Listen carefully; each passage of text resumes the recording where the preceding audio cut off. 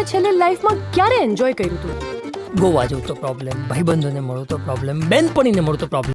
નમસ્કાર મિત્રો, આજકાલ એવી ફિલ્મો બહુ ઓછી આવે છે જે તમને હસાવે પણ, ભાવુક પણ બનાવે અને અંતે જીવન વિશે કંઈક વિચારી જવા મજબૂર પણ કરી દે. અને ગુજરાતી સિનેમામાં આવી જ એક સુંદર ફેમિલી ફિલ્મ રિલીઝ થઈ છે જેનું નામ છે જિંદગી વન્સ મોર. 19 જૂન 2026 ના રોજ રિલીઝ થયેલી આ ફિલ્મ હાલમાં દર્શકો વચ્ચે સારી ચર્ચામાં છે. પણ સવાલ એ છે કે શું આ ફિલ્મ ખરેખર દિલને સ્પર્શી જાય છે કે પછી માત્ર એક સામાન્ય ફેમિલી ડ્રામા છે? ચાલો જાણીએ આજના રિવ્યુ વિડીયોમાં કે આજે મૂવી વાત કરી રહ્યો છું એ કેવી છે. મિત્રો, જિંદગી વન્સ મોર નું દિગ્દર્શન જયમીન પટેલે કર્યું છે. ફિલ્મમાં સિદ્ધાર્થ રાંદેરિયા, દીપ ધોળકિયા, હાર્દિક પટેલ અને જાનવી ધાકણ જેવા કલાકારો મુખ્ય ભૂમિકાઓમાં જોવા મળે છે.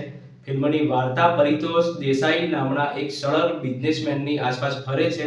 જીવનમાં ઘણું બધું મેળવ્યા પછી પણ તેમના દિલમાં કેટલીક અધૂરી લાગણીઓ અને સપનાઓ દબાયેલા હોય છે. સમય જતાં તેમના દીકરાના સંબંધોમાં અંતર આવી જાય છે અને પરંતુ પછી એવી એક પરિસ્થિતિ સર્જાય છે જે આખા પરિવારને એક નવી સફર પર લઈ જાય છે. એક એવી સફર જ્યાં જૂની યાદો ફરી જીવંત થાય છે, અધૂરા સપનાઓ ફરી એક તક મળે છે અને વર્ષોથી દબાયેલી લાગણીઓ બહાર આવવા લાગે છે. ફિલ્મની સૌથી મોટી તાકાત તો તેની ઇમોશનલ કનેક્ટિવિટી છે. આ ફિલ્મ કોઈ મોટા ટ્વિસ્ટ કે એક્શન પર આધારિત નથી.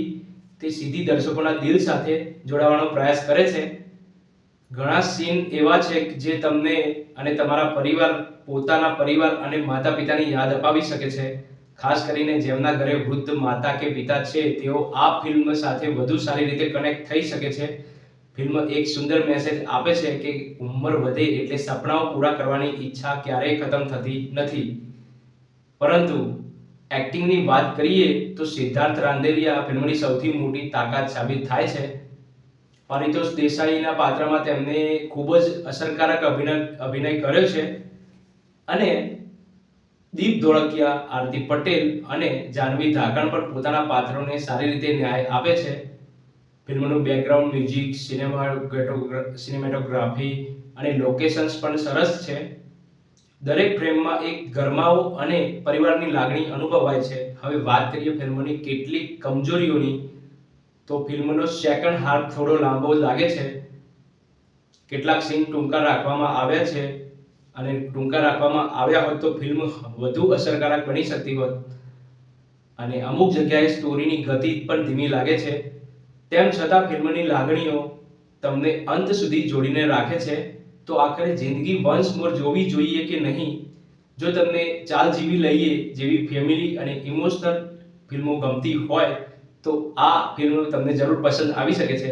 આ ફિલ્મ મસાલા એન્ટરટેનમેન્ટ માટે નહીં પરંતુ સંબંધો, લાગણીઓ અને જીવનની સુંદરતાને અનુભવવા માટે બનાવવામાં આવી છે.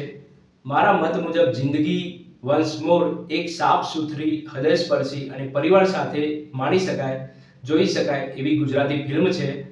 હવે તમે કોમેન્ટમાં જરૂર જણાવજો તમે આ ફિલ્મ જોઈ છે કે નથી અને જો જોઈ હોય તો તમને કેવી લાગી. વિડીયો ગમ્યો હોય તો લાઈક કરજો, શેર કરજો અને સબસ્ક્રાઇબ કરવાનું ભૂલતા નહીં. ત્યાં સુધી જય શ્રી કૃષ્ણ.